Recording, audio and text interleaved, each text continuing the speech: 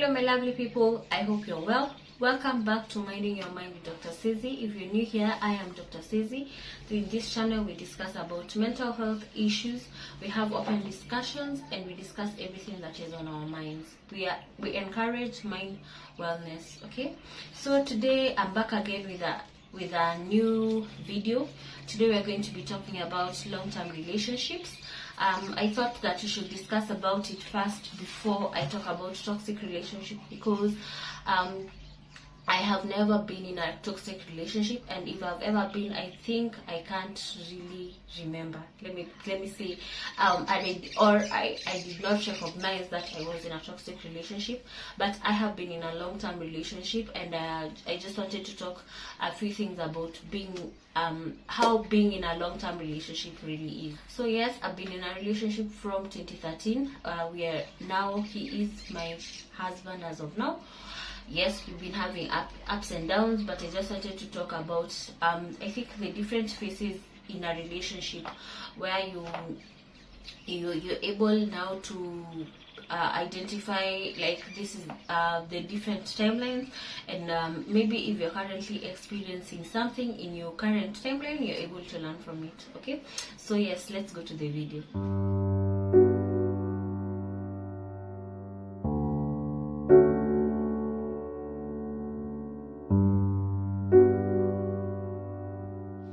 So, what I wanted to talk about is just like summarize the timeline, because I can't talk about every single detail, but if you want to know anything about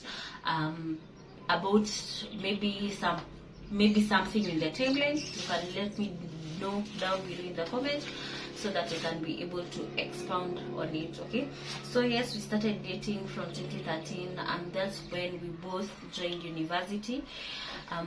During our first year, he was doing a different course, I was doing a medical course. So definitely my course was taking longer. Okay, was meant to take I was going for more years than him. So when we started dating, we were initially friends. Not that, let me put it as initially friends, because he was like my best friend at the time. So everything that was happening in my life, I was able to open up to him, and he was there for me. So I think that's just generally the first year we were getting to know each other, even more as friends other than boyfriend and girlfriend, because now I come to appreciate it, because it's very, very important when you're choosing your partner. You have to be able to be with your best friend, because you will marry your best friend. Yes, and in your family, even growing, you being together in a family, when you have children, you now start appreciating why it is very important to marry your best friend, as opposed to marrying just someone just because you love them. Being with your best friend is, I presume, it's more intimate, and you're able to be free with one another. Okay, yes. So that's the first thing. The first year. The second year, as you can remember when I was talking about the video about grief and loss, he lost his parent, but I'd lost my dad 2 years before him.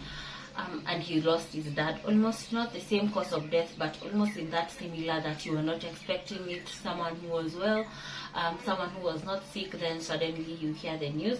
So our relationship there started being different. We started being able to connect on a different level. So that's now that's the second year. I think that's generally what was happening during that time. So we were, and that's when I actually met my in-laws. Initially, some of them knew that I was his girlfriend, and some didn't, but now that's when I initially was introduced to his family. So that's the second year. Then the third year, I got sick. Yes, I got sick. I contracted TB from the hospital, because that's when we joined our clinical rotations, and yes, I got TB. And then our relationship again, I don't know, like went a step ahead because he was able to take care of me when I was sick. He took care of me during those, I was sick for around 9 months. Okay, severely sick. Let's say the first 2 months. That was, yes. So that was it. Like the first 2 months. That was when he was really there for me. Let me just put it as that. He was really there for me. He used to take me for my checkups. When I was admitted, he used to definitely visit me a lot. That's now when my mom started seeing him a lot. Started recognizing that, okay, this guy I've been seeing a lot, but now it's on a different level that he's here. So yes, that was during when I was sick. Then the fourth year, I can say the fourth year is now when I think, I don't remember. Yes, the fourth year was now when everything was now normal. Now we didn't have like a life change or something that was happening. So that was, I think, when we were now, let me say now, dating, or I don't know, now was when now things started now being serious. Now he was my boyfriend, I was his girlfriend. Like, yes, I can say that. Like, there was no lifetime event that was happening during that time. So that's when we started doing like more of activities and dating, going for on dates and doing other things. But now during that year, we noticed that we were like not really bored with each other, but bored with the situation, because we were in school. School was also hectic. It was his last year. I was my fourth year, so we had that that monotonous, let me put it as monotony, in doing like the same things or going out on the same dates, and most probably on the same days, because maybe our weekends were when we were more free as compared to our weekdays. But the good thing about our relationship is that we had open communication. Our communication was always that one thing that I can advise someone, and I know that I am good, our relationship is good because of that, is communication. We are always able to communicate with each other, even when whatever we want to communicate is not the best. It's whatever we want to communicate is very uncomfortable, but we love each other because we are able to communicate with each other freely. So we communicated to each other that we started feeling as if we were bored, which happens a lot with long-term relationship, where there's nothing where maybe you stay, because we used to stay close to each other. So it's like we spent 100% of our times together.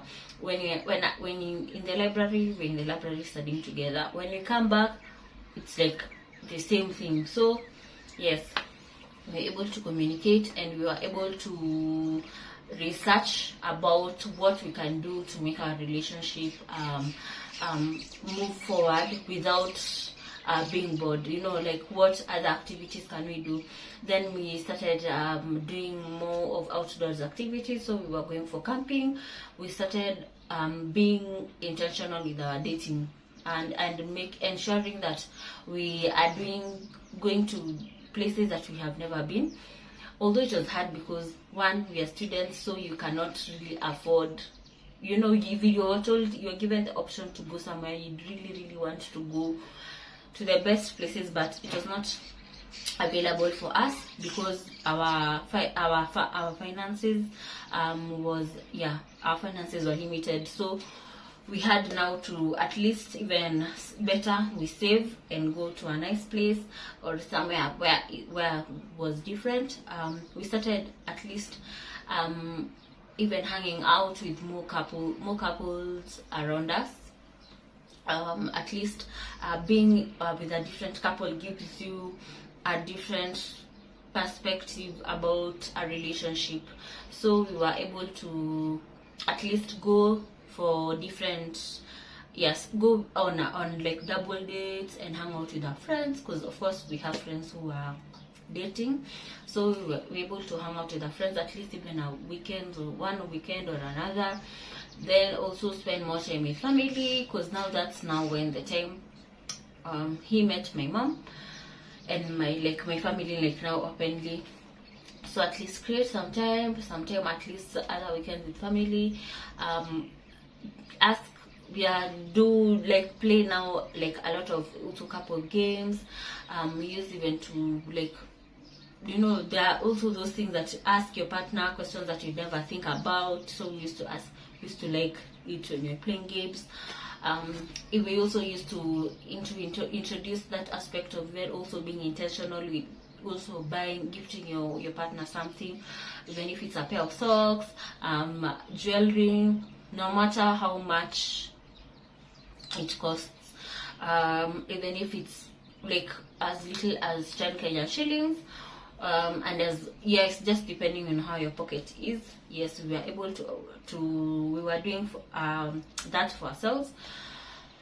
Yes, so those were some of the things that we did, although there are very many things that you can do if you reach that point in a relationship, because if you date for long, that will not always, but that can happen, and that is actually a critical time in your relationship, because you can end up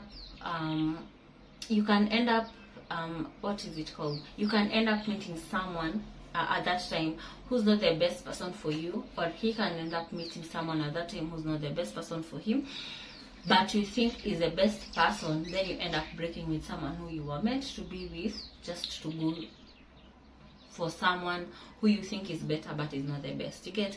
Because that's a part in your relationship where actually you're very vulnerable. Yes, you're very vulnerable. So yes, so that's it. Those are some of the things we used to do. I think I was writing them down. Yes, another thing we used to do is that we used to find hobbies that we both love and we are both interested in. And yes, so we used to try and do some activities that we're both interested in, like swimming. What else did you do? Like bowling, car racing. So we used to do a few of the things, create hobbies that we both love. Other thing was always that we used to ensure that we complement each other. It might seem as simple as it is, but you might end up, most people date for long but never complement each other. And we used to make it a thing that we always compliment each other and always express gratitude towards each other, no matter how small the thing he has done. Always be kind. Yes, so those are the things that we used to do during that time, and it actually changed very many things, because now we were able to see different parts of our personalities. We were able to see different parts of each other. We were able to experience another whole dynamic. So by the time we were reaching our 5th year, it felt like our relationship was beginning again, because it was something that was new, even though we had dated for long. So that's now our 5th year.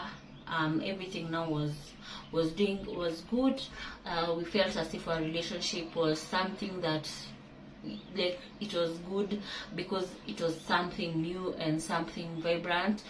And that's when now we started thinking of, now our discussions even started changing, and we started talking about our future, because before it was just as a by the way, then you can say, I'll marry you, or we'll have 10 children. But during our 5th, 6th year, that was now when we started being serious about really talking. Now our conversations now became even more and more intimate as how they were before. So yes, that's our 6th year. Yes, our 5th and our 6th. Where was I? Yeah, around the 5th, 6th year. And now that's when we started talking about being ready now to get married, because we decided to give each other where I am currently, where I work, it's actually very hot.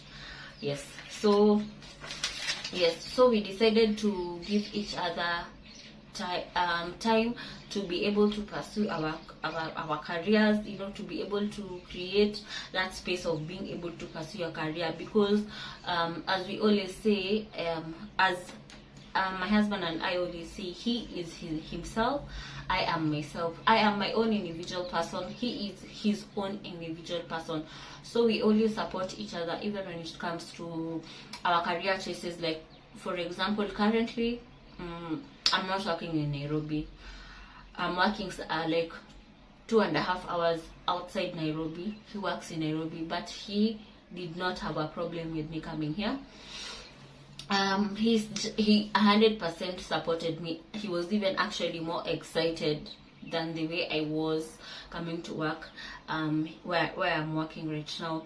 But him being excited made me and still makes me comfortable with where I'm working, because he always told me, even wherever you go, as long as you're comfortable, I'll always support your dreams. And that was how we were even when we were in high school. In university, we told ourselves that we will not allow our relationship to distract our goals, our individual goals.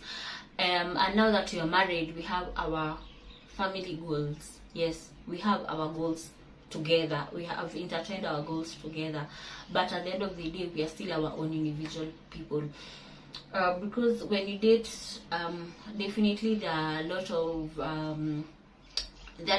not complications, but there are a lot of distractions. You can get pregnant, there are so many things. So we decided to give each other that time before we started talking about marriage and relationship. And now, by the time the 5th year, 6th year now was when I was finishing. Now that was when now we started having those discussions. And yes, so he proposed to me, yes, and now we are married. Okay, that's just how my relationship was. So I just wanted to give you that timeline of being in a long-term relationship, because a long-term relationship, it's actually, because there are very many definitions, and people always say it can be maybe more than 1 year, some more than 2 years. Yes, so it can be 3. Some other definitions say from 3 years, 4 years. But anyway, you've been able to know that we dated for around 7 years before we got married. Yes, and that was just like one of my best experiences. I'm happy to have him as my husband. Yes, so yes, I'm happy girl. I can't complain having dated him that long, because I believe if I was not in university, if I was meeting him now, maybe we would have dated for maybe 1 year or 2 years before we got married. But the situation that was there when we dated, that we were both in school, that was what made us date for years. Like the situation, like where you were at that point in your life, was what made us be in a long-term relationship. But I really appreciate us being in that long-term relationship, because we've been able to know each other a lot. There are some things, sometimes even when he's angry, I am able to identify that he's angry, even though he doesn't say anything. Sometimes he looks at my face, it's like you're feeling down and you're bored, because I think we've stayed for long. If it was not that way, maybe it should have been different, but we will have continued knowing each other during our relationship as we are married. Okay, so I just wanted to give you again differences between when our relationship was new and our relationship 7 years later, now before we got married. Or I can even say now, our relationship, the first 2 years, and our relationship now. So the first one was public display of affection. I can say initially, never were we, or are we, people who prefer public display of affection. I think now it's different. I think now, before, let me say I was not that comfortable, but now we do not like actually do full-blown public display of affection. I think what we do mostly is just maybe hold hands, but no kissing or all those things, because we even when we are dating, we have a lot of friends who, let me see, they were not settling willingly, but we were around people who were not dating at that time, so we groomed ourselves. We were just used to it, being comfortable. As I say, being with your best friend, you can just sit down and not hold hands or anything, but you're just comfortable, and we used to be comfortable with being with each other like that. So until today, there are some people we meet out there who actually, when you tell we are married, tell us we are lying because we don't look like people who are married. I don't know how married people look like anyway. sorry, excuse me.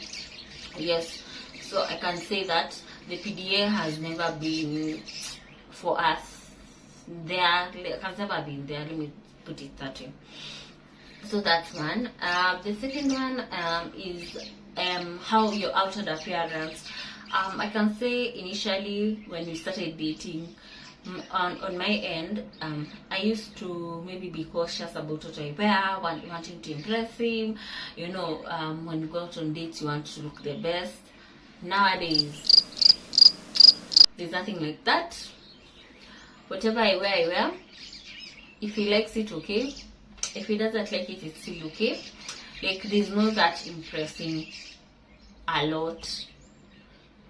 Not that I wear bad things, but nowadays it's not like excessively over, like the way we used to do, like you overdress, like you can wear a dinner dress for a movie date.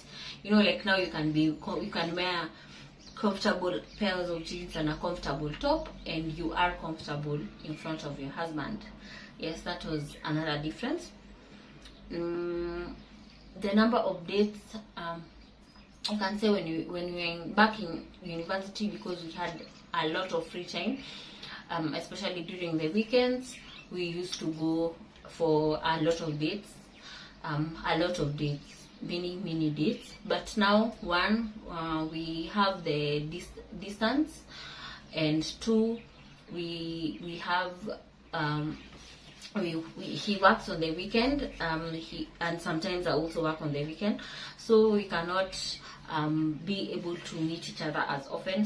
But we try to be intentional at least every week, because we are not that far from each other. At least every week we get to see each other and do something together. So we are more intentional on the dates.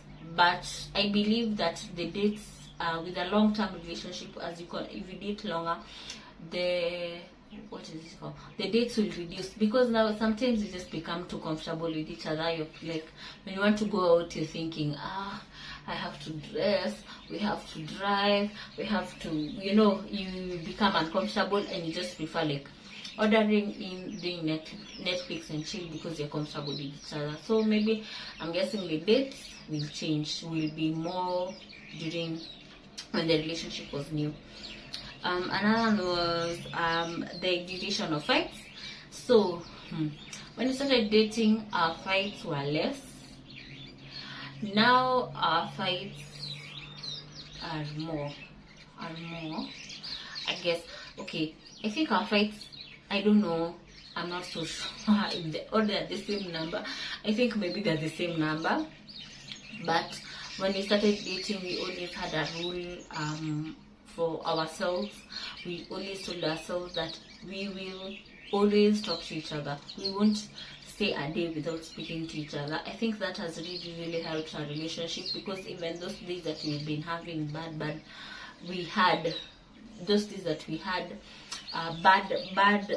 fights. Yes, those days that we had bad fights, we were able to, let me give you an advice, that point of always talking to each other, how it helped me. I was always I used to be short-tempered, so everything I just get easily annoyed and speak my mind and say things that maybe I don't mean. And him was the total opposite of me. So when we go into a fight, he's always calm, and he'll always just talk to you. Hi, how are you doing? How did you wake up? And even though you're angry, you don't want to be rude. Me personally, I do want to be rude, so I just used to answer back. but I felt that the more I answer him, the more my heart is softening. So by the time the day ends, when he starts talking to me, I just find myself talking to him, and the good thing about open communication, just being open about how he annoyed me. Yes, but it helped me. It really helps to soften your heart. I believe if you are that type of couple that gets annoyed at each other and not speak to each other maybe for around maybe even 1 week, 1 month, I believe we will have broken up. But I think that's an important thing. If you want to carry it into a relationship, you should always talk to each other every single day. Yes. So I was talking about the duration of fights. So I believe initially we used to fight maybe less, but the fights never used to stay long, because at that time we used to argue maybe hours, and we forgive each other, or maybe a day, even if the fight is really bad. But now, let me tell you something. I even tell him I don't think I've ever been annoyed with someone as much as I've been annoyed with him. Like, you can find it's just a small thing, but I'm just annoyed. I can even keep quiet for around even 1 week. Yes, we'll talk to each other. I'm not saying that I won't talk to him, but I won't be the way I usually am. Like, the way we talk, we have fun, we laugh at each other, we comment about when you're watching a movie. The other time I just watched a movie and just sit down, and I'm like, why am I angry for like, why? What? He's just the same person. I don't know what marriage does to you. You just find yourself, I think. But it's even like, not even before we got married, even before, I guess the fights used to stay longer. Like, I don't know, now you become more irritated, or you really want that person to change, because they're like, this is my husband, I'm with him forever. Now he has to change. And maybe before you used to think, he's just my boyfriend, if he doesn't change we'll break up. That's like the worst of the worst. If he doesn't change, but now I think it's different, because now you start saying, what? He has to change. He is my husband. I'm with him for the rest of my life. Like, there's nowhere he'll go, or there's nowhere I'll go. We just have to make it work. I think that's why the duration of fights are actually longer now than before. Another thing is about the habits. When we started dating, I used to actually ignore some of the habits that I was not comfortable with. But as I said before, I think now, because you think that this is your person and you're going to spend the rest of your life with this person, you always, now the behaviors, the habits that were annoying me before, actually right now, before I always used to tell him about them, but now I'm like, no, they have to change. They have to change. Like, now I think it's when now you are really serious about the behaviors changing. Yes, so you telling him to change. Possessiveness. We have never been possessive. Maybe, let's say, a little jealous initially, or even now, but never possessive, because I believe the possessiveness just shows more of maybe some toxicity in your relationship, because you're supposed to be able to trust each other. And also, trust has never changed, because initially we used to trust each other. We've trusted each other throughout our relationship. If we have any question, we are always straightforward. Ask, you answered the way you want to ask. The way you ask, you answered. So it has always been very free, very open, because I believe we have been very honest with each other. Yes. So the other part was about the curiosity. Curiosity, maybe even when it comes to handling your phones. Our phones, we have each other password. We don't have that always being protective with your phone. but because we have that free with each other, we rarely look at each other's phones. We rarely look at each other's phones. I rarely look at his phone, he rarely looks at mine, but if I wanted to look, I'm free to look, but I don't bother myself looking at his phone. Yes.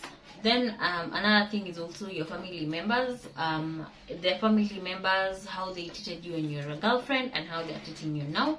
Personally, I've not had a problem with my in-laws since we've known each other for very long. So by the time we were getting married, everyone had expected it. Everyone had known me for like over 5 years. So they had known me, they had known my behavior, they had known the person that I am, and also the same for my husband. Everyone, people had already known him, people had already known his behavior, his habits, how he was. So yes, our families were okay with our relationship, but definitely how your families treat you when you're dating and when you're married is different, because when you're dating, maybe some people maybe will think you're just there, you're just temporary, you're just there for a short time, but now when you're married, they know, like, they start becoming serious with you, they start even involving you in more serious discussions as compared to when you were dating, because when you're dating, they don't maybe they don't even involve you like in those family discussions that are intimate and everything, but there's that difference with how your family members treat you, because now you're the wife, now you're now the wife, so you're the right hand person to your partner, so they treat you differently. Another thing I wanted to say is friends. Okay, some friends will either break or make your relationship. My advice to you, as what we did was, we love our friends very much, but we never involved them in a relationship arguments. So anytime that we had an argument between each other, we always we still do sort them in-house. We rarely tell our friends, like the way you get angry, I call my girlfriends and let them know, this person has annoyed me because of this and this, and then your friends chime in and tell you, oh, if it were me, I would have left him, if it were me, I would have done this. So because we didn't want to hate our friends, and we didn't want my friends to hate him or his friends to hate me, so everything that we used to argue about, we used to maintain them in-house. Yes, so everything we used to it was just between me and him. And if my friend knows, my friend will know later, like I'll tell my friend, imagine this day he annoyed me, and then imagine he didn't care, but like afterwards, like just as a by the way, in passing that, but we have already forgiven each other, there's nothing. So they didn't have a say in like how we handle our relationship, and we still do not give them that chance to talk to us about how we handle our relationship, because at the end of the day, our relationship is two people, not many other people. Something else I'd like to add is the sex definitely becomes better the longer you date, because you're able to understand each other and to know each other intimately, and so you're able to know each other in that manner as compared to when you've dated like for a few years, because definitely you won't understand your partner, because it's important to understand your partner, what your partner likes, and all those things. So that's sex. What else? Is there anything else that I've not added? I think I've touched like on the basics about the relationship, new relationship and long-term relationship. I just wanted to give you five top things that have actually helped my relationship. You can borrow if you want, and the first one, as I said, is open communication. Always ensure that you have open communication with your partner. It's very, very important to have open communication, and it will take you far, because you're able to communicate when you're happy, when you're sad, when you're angry, all those things, and your partner is able to be there for you, and you're able even to bond. Because sometimes I'm even usually sad, I tell my husband is able to comfort me. Sometimes even he has in my voice and he tell me, hey, today you're happy, what happened? And if he had a bad day, he's able to encourage himself and tell himself that, yeah, even me, I can have a good day, and it's vice versa. So always have an open communication. The second thing is always be grateful for your partner. All those small things that he does for you, always appreciate them, and always tell him that you appreciate them. And it will also be vice versa. Tell her that you appreciate, because not everyone can do everything for, not everyone has a girlfriend or a boyfriend, and not everyone has someone who does those things for them. So always be appreciative. And I'm appreciative, I'm meaning even when your girlfriend cooks for you, don't think that your girlfriend is meant to cook for you, or your boyfriend is meant to cook for you. No, they're not meant to cook for you. But if they do something like that act of service, always be appreciative. Yes, so always be grateful. Another thing, always be kind to your partner. The good thing about us is that, as I say, the way we always talk to each other, and we always believe in power of the tongue. I don't know, we always, at least, even if we're very angry and annoyed at each other, we always try not to tell each other harmful, unharsh words that you can never take back. So always be kind to each other. Even when you're angry, just be kind. If you I remember even in our marriage counseling, our pastor told us, if you're angry at someone and you feel like you want to speak with your mouth and say something annoying, or you are very angry, you're having even body tremors, what you do, he told, you used to tell my husband, just take the car keys and walk out, go for a drive, go to the supermarket and bring something, bring milk, just do that. The same as for me, they go to just do something. So it just shows you that when you're angry, that way you'd rather keep quiet. You'd rather keep quiet even for that 1 week and not say anything, other than thinking, oh, now we have, Dr. Sesi said open communication, I need to just talk and talk and talk and talk. No, you'd rather keep quiet, so that to avoid that. And if you're very, very angry, you'd rather walk away, go for a walk, or you can even you can go for a walk, or you can even do, even go home. Yes, if you're in a relationship, you can go to your mom's house. Yeah, you can do something. Then the other thing I'd like to say is learn your partner's love language. It's important because you're able to understand your partner more, and you're able to do for them those things that they appreciate. And the last one is always be consistent. Consistency is key. The more you're consistent, the more you're intentional in the relationship, the more your relationship will grow, the more you're able to do for each other more things, the more your relationship becomes more intimate. Yes, so those are the 5 things. Be kind, learn your love language, be consistent, always maintain open communication, and always be grateful. Okay, yes. So if you have not subscribed to my channel, I hope you've been able to see what I bring, and please hit the subscribe button and like my videos. That is how you support my channel.